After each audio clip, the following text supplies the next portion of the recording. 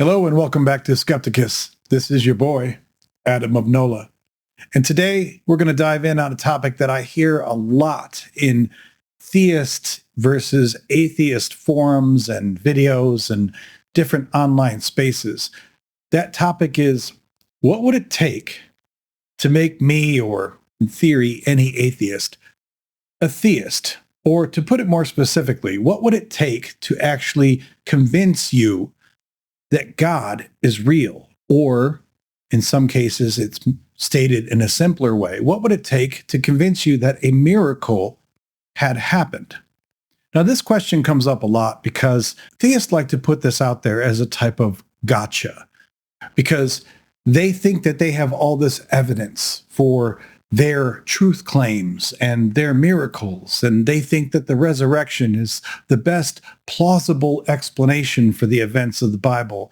And they think that all these other things that are described in the Bible are demonstrably true on some level. And when you point out that they just are not, they tend to come back at you with this challenge, which is to say, well, then what would it take to convince you that this miracle had happened or that God exists? Now, to be fair, I understand the nature of this challenge, because so many times when you look at the evidence that people give you for these so-called miracles, it is beyond weak, beyond lame. It typically is not even evidence at all. It's just a story. And as skeptics, we're frequently talking about evidence. We're talking about being able to back up claims.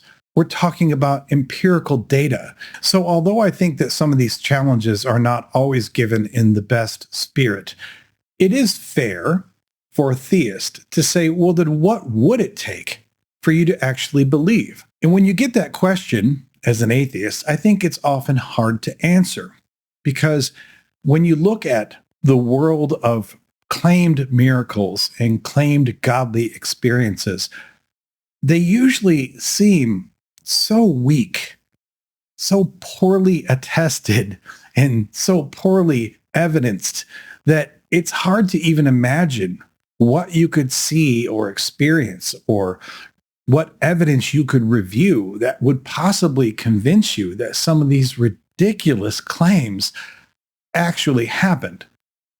To be fair, I'm on record already on this channel as saying in other videos that I don't know what you could show me that would actually convince me somehow that your God is real or that your miracles happened.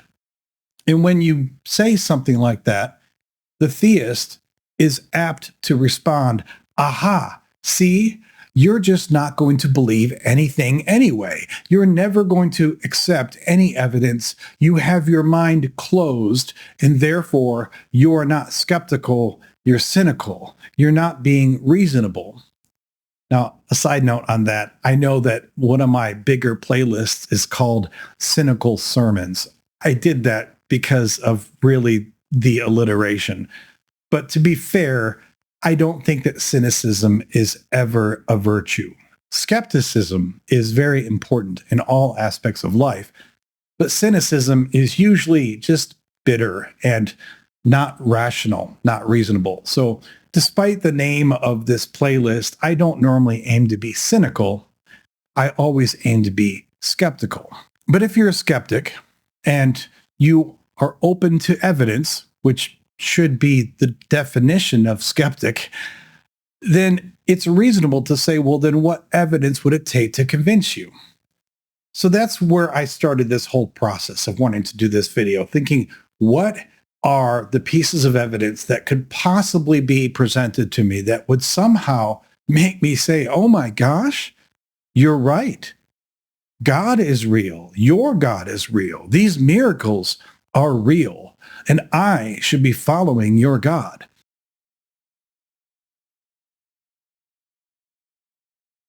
So before I get into specific examples, I'm going to lay out a couple ground rules. The first ground rule, or just basis of understanding that I want to put out there, is that I know I said it's fair for skeptics to ask this question, but I'm also going to contradict that and say that on some level, it's not fair. It's not a fair question, and here's why. your God should already know what it would take to convince me. And by definition, since I am an atheist, it is very clear that your God has not done anything that's convinced me. Now, you can say, well, your God doesn't have to convince me, and that's fine. But if you want to ask the question, what would it take to convince me? The first thing that I would do is throw it back and say, why don't you ask your God what it would take to convince me? Because he should damn sure know. And if he doesn't, he's not the God that you think he is.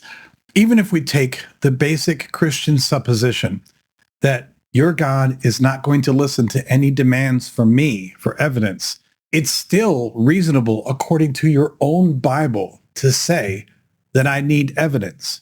I'm not going to reel them off all here right now, but at multiple times in the Bible, people have questioned Yahweh and they have demanded evidence, and he has given it to them.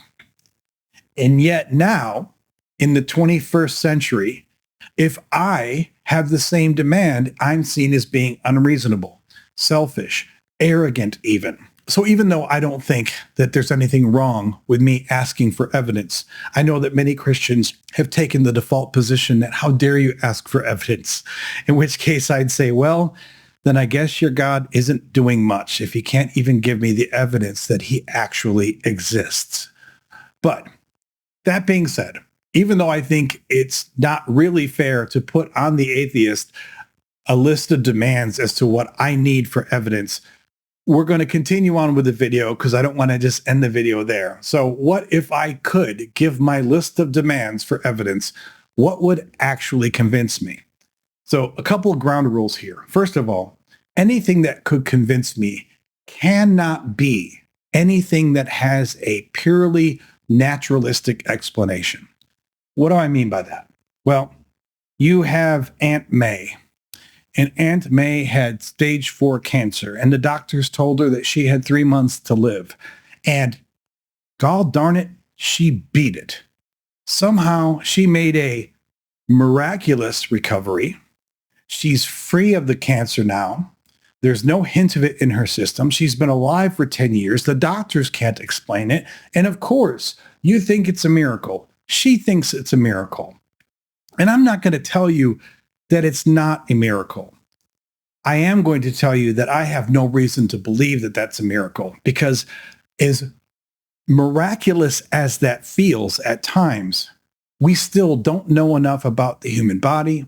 We don't know enough about medicine. We don't know enough about treatments to know beyond a reasonable doubt when something that advanced will work or not work. Any doctor who has been in the field for long enough can probably give you examples of people who recovered in ways that they couldn't explain. That doesn't make it a miracle. I'm not telling you that you can't feel it was miraculous. If that felt miraculous to you, then that's fine. But you can't put that in the face of a skeptic and say, my Aunt May recovered from cancer with no explanation from the doctors, and that's a miracle. No. It's not a miracle. It's a very happy occurrence, but it's not a miracle. And you can't put that in front of anyone else's evidence. You can't point to atmospheric phenomena and tell me that that's a miracle. You can't tell me that lightning striking a house or someone surviving a fire or something else happening that's just part of the natural world. I don't care how miraculous it feels to you. That's not a miracle.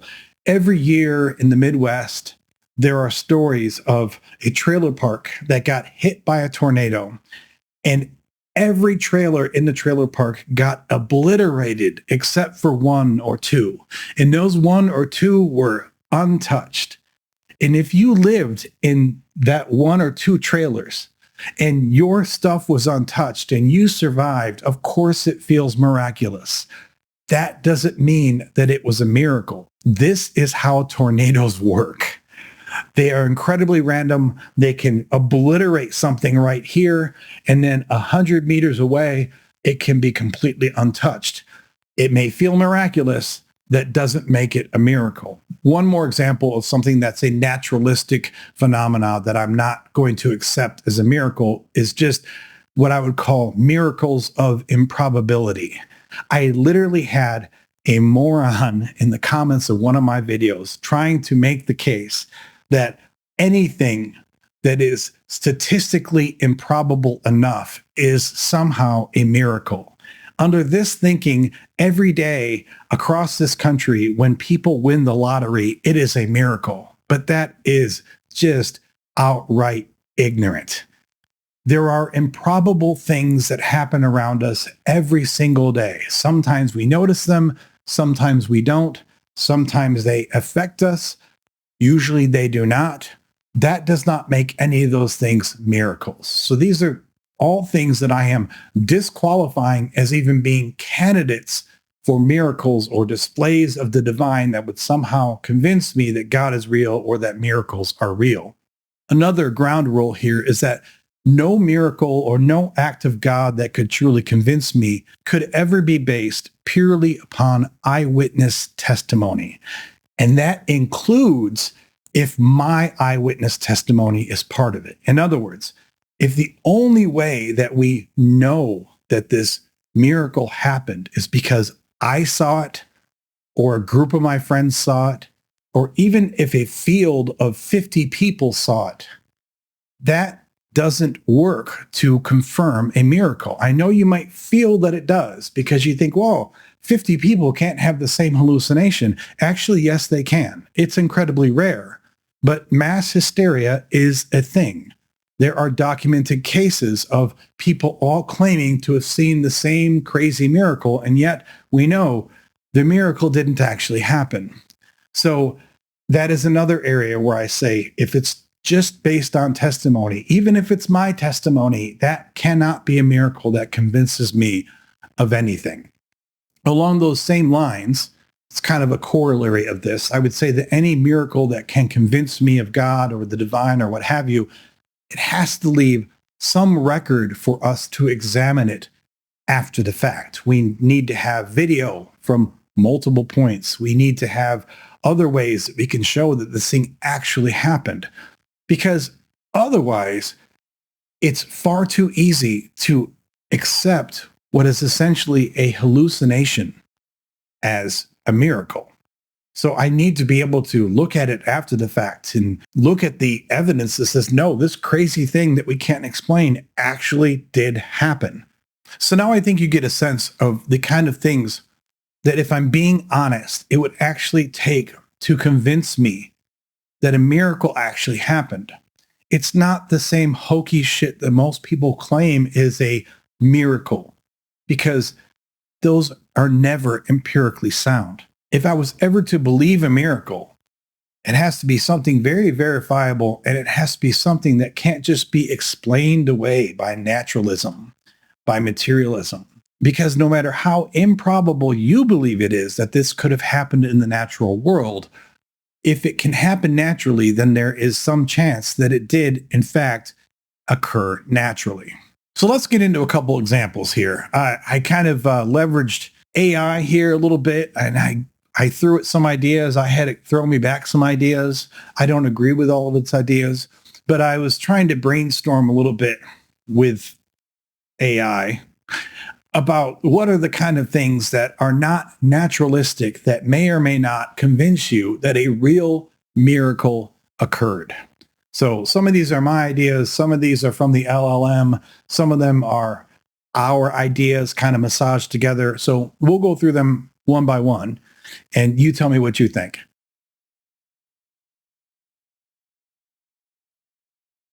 The first thing that could convince me that a miracle had actually occurred is if there was limb or organ regeneration. I've seen videos about this on YouTube with people pointing this out from a skeptical perspective already. It's funny how people will pray for healing. They will pray for God to save someone's life. They will pray for all sorts of medical miracles. But it's very telling sometimes to see what they will not, or almost will never, pray for. Because when you look at what Christians or other theists will not pray for, it betrays a lot about what they understand is possible and impossible even for God. Now, I know when I say that, a lot of Christians will immediately say, well, there's nothing impossible for God. Okay, fine. But if I came back from a war and my arm was lopped off, would you pray for my arm to regrow? Now, I know you might pray for me to get mental health healing. You might pray for me to possibly get the funds needed for a good prosthetic. You might pray for me to get into a new study that will allow them to test some new technology that might replace my arm in a functional perspective. You might pray for a lot of things that would make my life better after I had lost my arm. But I have never heard a Christian say, I'm going to pray like hell, pun intended, for you to regrow your arm. Now, if your God is truly capable of anything, why wouldn't you just pray for my arm to grow back? I know functionally why you don't pray for that, because we know, everybody knows, that humans do not have the ability to regrow limbs. We don't have the ability to regrow organs that have been lost. So if I take a bullet in a kidney and the kidney has to be removed, I may be able to get a transplant, someone else's kidney stuck in my body, but my body will not regrow a kidney. Now, you can regrow liver, but even then, there are limitations. You can't just remove your liver and have your body just grow you a new one. You can take a chunk of liver and then grow it from there. And no, I don't understand all the biology of that. I have not studied it. I make no qualms about the fact that this is not an area of expertise for me. But the point is, I think that sometimes when Christians pray for their miracles and they pray for their healing, you can tell a lot about how much they understand about God's limitations by what they will or will not pray for. I've never heard someone pray that you will regrow a limb. Now, in the grand history of humanity, I'm not saying that no person has ever gotten on their knees and said, God, please regrow this limb, either for themselves or for someone else. But generally speaking, Christians don't say we're going to pray for you to regrow that limb, because regardless of how much you tell me that your God can do anything and everything, they understand innately that such a request is ridiculous. And therefore, they tend to never ask for such things, because ultimately what they're asking for are things that they know can theoretically happen naturally on their own. Because if it can happen naturally on its own, there's a chance that it will, in fact, happen. And then there's a chance that they can say, oh, look, God answered our prayers. On a similar note, if you could show me someone who had truly resurrected, someone who had come back from a state of decay, that would be a miracle that would blow me away. Now, to be fair, I would still need some validation, because there are many hoaxes that have happened in history where someone came back, supposedly after they were dead, and then we found out that this person who came back wasn't actually the person they were claiming to be, the person who had died. So with DNA testing, for example, we can pretty much lock down whether or not you are the person who you claim has died and has come back. If my grandparents, who now have been dead more than 10 years, if they could come back and I could confirm, because if I went back to their old house, I could find a brush or something that had their DNA on it. If I could confirm that it really was them, that would be one hell of a miracle. And no, I don't want to hear your bullshit about Jesus being resurrected, because that's a story in your book. There is no real evidence for that. I'm talking if you could really confirm that somebody who was dead is back.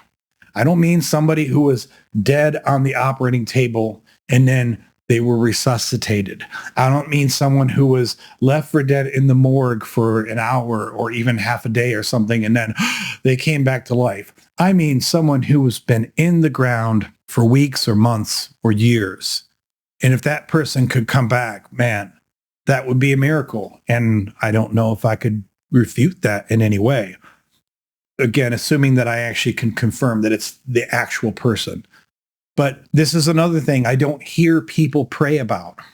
When you have a family member who unfortunately has died, like died, I don't hear anyone saying, I'm going to pray for them to come back from the dead. They'll pray that you meet them in heaven.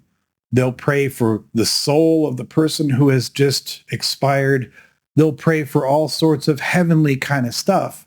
But they don't say, Lord, can you please bring back Uncle Joe who died 6 months ago? They don't ask for that because they know it's ridiculous. But if that could be confirmed, this might be a channel about how I found Jeebus.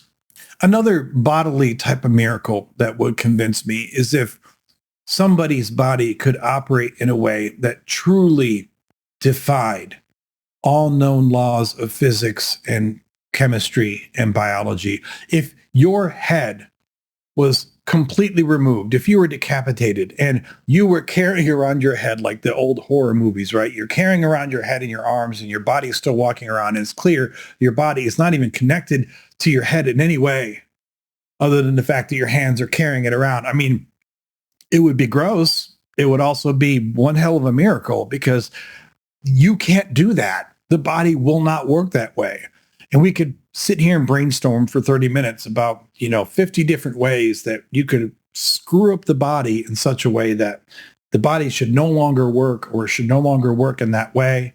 And if these things were to happen in a way that we could all witness it and film it and confirm that, oh my gosh, there's a decapitated guy walking around holding his head in his arm and his head is talking and his body's walking. I mean, that would be a miracle. It'd be a little gruesome for some. I guess it'd be a bit macabre, but it would absolutely be a miracle. And that would have to make me believe in something, that's for sure. Finally, the last one I'll hit on in terms of biological type of miracles is genetic rewriting or genetic cures. Now, I know that there's been some experiments with ways to try to fix someone's chromosomes, but right now, we do not believe that there is any way to take someone, for example, who has Down syndrome and cure them. We can treat them. We can use technology and other medicines to try to restore some of the function that they would have if they didn't already have Down syndrome. And I'm just using Down syndrome as an example. We could throw in 1,000 different genetic disorders, but there is no way, and quite frankly, I don't think there will ever be a way to take a grown person, an adult with Down syndrome, and remove the Down syndrome from their body. I'm sure that there will be ways to take a fetus, for example, that has Down syndrome and fix it there, although that leads into all sorts of ethical quagmires, and I'm not trying to get into that here. But to take a grown-ass person who has a genetic disorder like Down syndrome and just cure them, that would be miraculous. Once again, that's something I never hear anyone pray for. No one ever says, Johnny has Down syndrome and I am praying every day for your Down syndrome to be gone. And having a child that has a genetic disorder myself, genetic disorders tend to present in varying levels of severity. So some people are very lightly affected. Some people are very heavily affected. But I'm not talking about changing the level of affectation. I'm talking about if you could take someone who had this genetic disorder, which would mean that it's in their entire body, in every one of their cells, and remove it, cure it, that would be one hell of a miracle. How would you like to be one of my advisors? I'm using Skepticus's memberships as a way to allow you to have a voice in the content and the direction of this channel. I hope to see you in the membership pool, and I want to hear your voice in what Skepticus is doing going forward.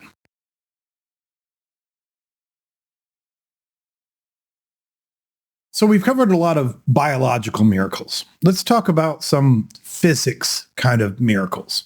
stuff that would make you think that some big bad sky daddy really was changing the rules as he went along just to prove something to you. This would be really cool. For example, let's talk about things like the Earth's rotation, or the way that the planets and the universe and the sun itself evolve and operate over time.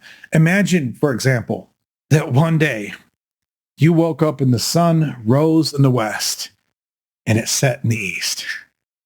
Throughout all of human history, we have more reports of resurrection than we have of the sun rising in the west and setting in the east. Now, keeping in mind the ground rules that we put out when we started this little journey, if I woke up one morning and I saw the sun rise in the west and I saw it set in the east, and no one else could confirm this, that's not a miracle. That's me hallucinating. That's me tripping balls.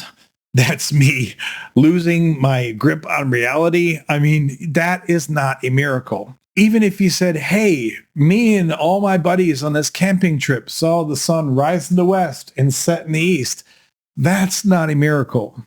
But imagine if in some unexplained quirk of the universe, the entire nation saw the sun rise in the west and set in the east. They had video of it throughout the day.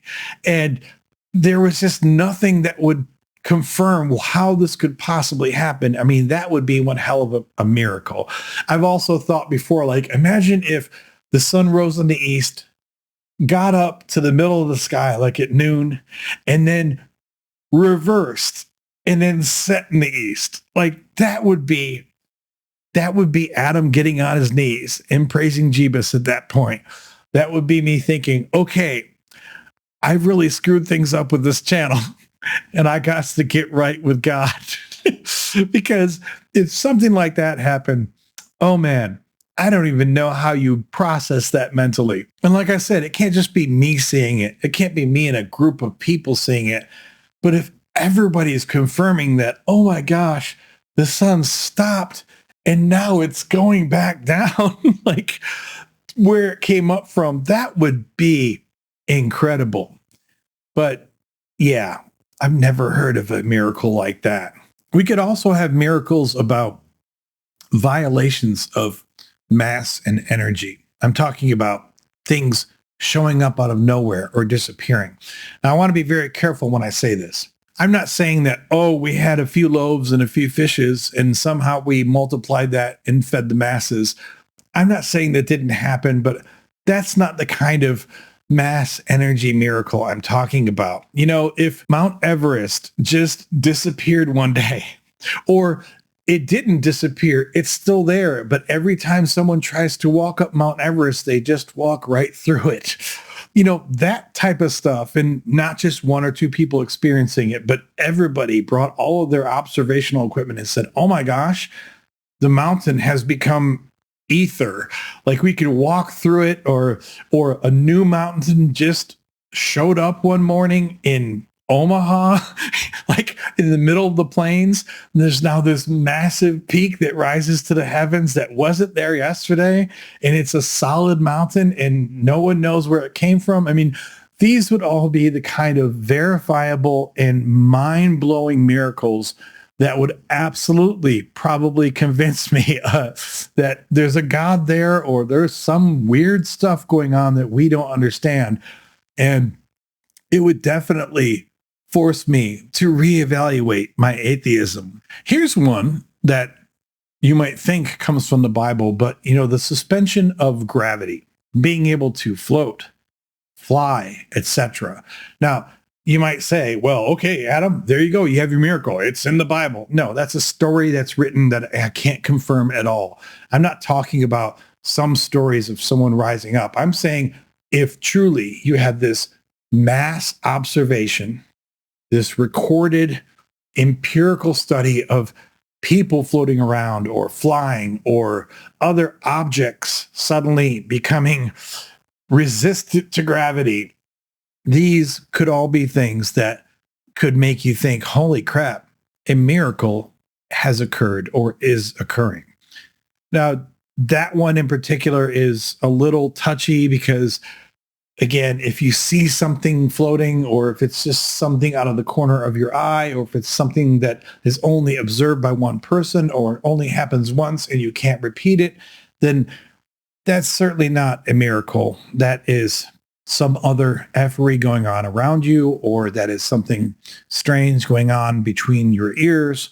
But if we could truly show that gravity on some localized level started reversing or working in a way that is beyond all knowledge, that may be an acceptable miracle. Here's one that would warm the cockles of those who love their medieval legends. How about transmutation? Now, again, you could say, well, we know that Jesus turned water into wine. Okay, stop. That's not any proof of evidence just because you've had this written in your book. But think about all the alchemists who are trying to turn lead into gold. And if you could truly transmute objects, not in some scientific way, like bombarding it with atoms and then, turning it into another substance. But I mean, if you just had some way to say, here's this bar of iron and I've snapped my fingers and now it's gold, that would be pretty damn impressive. Now, you would have to have a lot of confirmation on that, because just watching one person take a bar of iron and snap their fingers and turn it into gold would not make me think that it was a miracle. It would make me think that they're a damn good magician. But if this was the kind of thing that you could verify and repeat, but only one person could do it, like no one else could recreate it, after a certain period of time, you'd have to say, wow, this is miraculous.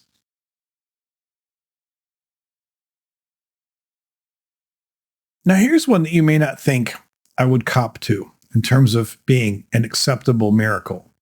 But if there were some type of universal hallucination, universal auditory messages or visual messages, and by universal, I really mean universal. So if you and 500 of your buddies are in a cornfield one day and you all see the statue of the Virgin Mary burst into flames in an unexplained fashion, I'm sorry, that's not a miracle. Even if we can prove that it actually bursts into flames, that's not a miracle. But if everyone, an entire nation or the entire world woke up one day and literally had the exact same dream and could explain the dream and retell it down to finite detail, that wouldn't just be weird. That would probably be miraculous. If everyone around the world reported at the exact same time seeing Jesus come down from the clouds wherever they were at, and Jesus came in front of each one of them and talked to them, there would be a point where you'd say, okay, this isn't just mass hysteria.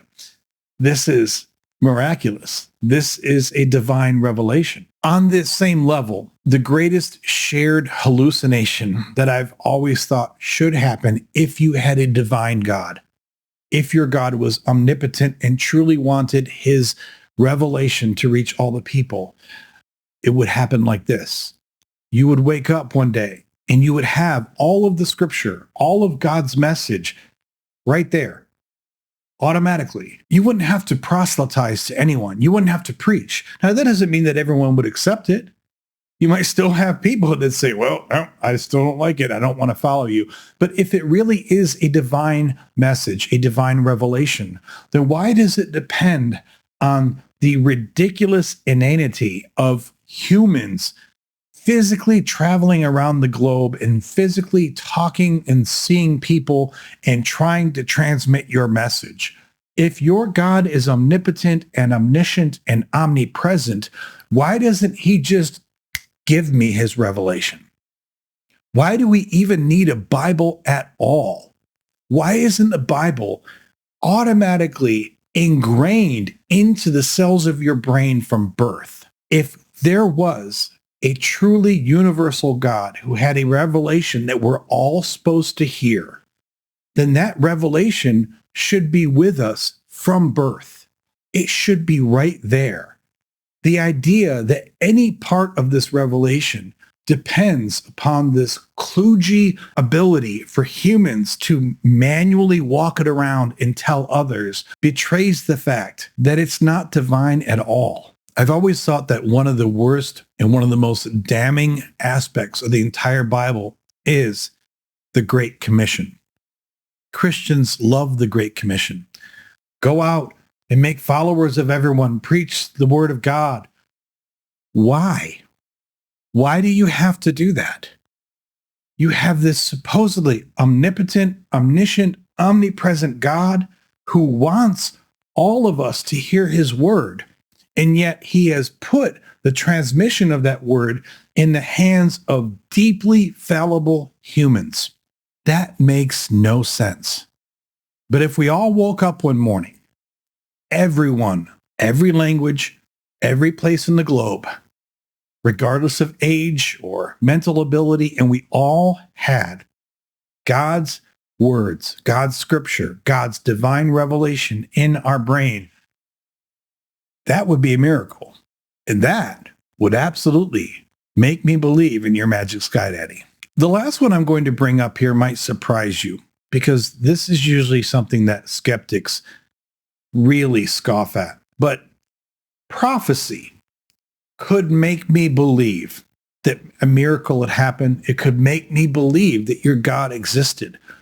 Of course, when I say prophecy, I don't mean that bullshit that you get from the Old Testament, where people are squinting and trying to make a case like, oh, look, this one poetic verse from Psalms, we think it applies to Jesus. No, I'm talking about the kind of prophecy that you never get from prophets. I'm talking about specifics. I'm talking about stuff that can't be mistaken. And even then, it would probably have to be not just one prophecy, but multiple ones. But imagine if I came out and I said that on January 1st, 2030, that Donald Trump will be walking at this exact spot on the earth. I gave you a latitude and a longitude, and I said that he will be struck by lightning. And as he's struck by lightning, the earth will open up and it will swallow him. I mean, I gave you even the time of day. I said it will happen at 11:32 a.m.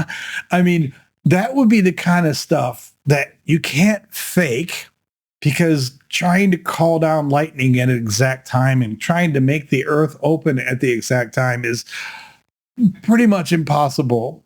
And if you were that specific with it, I mean, the whole reason that prophecy is so ridiculous in the first place is that it's these ridiculously vague quasi statements about something that may or may not happen in the future. Who knows? And even if when it happens, you're not really sure if it happened because the original prophecy was so damn vague, no one's really certain. But if you could actually give true prophecy that was scarily specific, it was absolutely distinct from anything else someone was offering. And I don't mean prophecy that somebody else could fulfill if they knew what you had offered. In other words, if your prophecy says that on January 1st at noon, Adam of Nola will eat a ham sandwich in New Orleans, that's not going to impress me, because I can just make that happen if I want to. Like, I can see the prophecy and say, fine, I guess on January 1st at noon, I'll go eat a ham sandwich. That's not impressive. It would have to be something that the subjects of the prophecy could not engineer on their own. Ideally, it would be something that the subjects didn't even know you had prophesied about. And yet, the specificity would have to be such that nobody could have possibly made this up without actually knowing the future. Now, in all of human history, and this isn't just Christianity, this isn't just religion, people have been prophesying for as long as there have been people. And yet, through all of human history, I have never seen a single prophecy that gets anywhere near the specificity that would be needed to actually confirm it as a miracle. But if you could truly come up with a verifiable, hyper-specific prophecy, that would be enough to make me say, holy crap, this is something I got to consider. I think it goes without saying, but we'd also have to be able to verify that you've made the prophecy well in advance of the occurrence itself, because you have things like the Book of David, where all of these prophecies came true. Yeah, they came true because it was written after the events. And that's why all these prophecies, alleged prophecies, actually came true. You were writing after the fact. Of course they came true. You're just reporting on history at that point, and you're gussying it up as prophecy. So that's not what I'm talking about. But if you could prophesy in such a way that it was absolutely recorded and witnessed beforehand, and it was hyper specific, and it was something that couldn't just be manufactured by people to say, look, I fulfilled the prophecy, and then all of that actually happened, then yeah, I guess that would make me believe. So let me know what I've missed. I'm sure there are other great examples of things that I should consider as potential proof of your God or your miracles. And if I'm being unreasonable, I guess you can always put your comments down below. I don't think I'm being unfair at all. But then again, for the people who think that I should believe in the resurrection because of the stories that are in your holy text, I guess maybe they think I'm being unreasonable. But it's not that nothing could convince me. It's that nothing that I've ever seen presented as a miracle or a so-called proof of God has ever come anywhere near the evidence that any reasonable skeptic would need to start believing in this crap. Thank you for being here. I'm glad that you're here on this journey. If Yahweh or Jebus or the Holy Spirit wants to give us any kind of guidance on a miracle or a prophecy or anything else that could help us to actually understand that they're here. In fact, if they'd like to not be hidden in any way, I am all ears.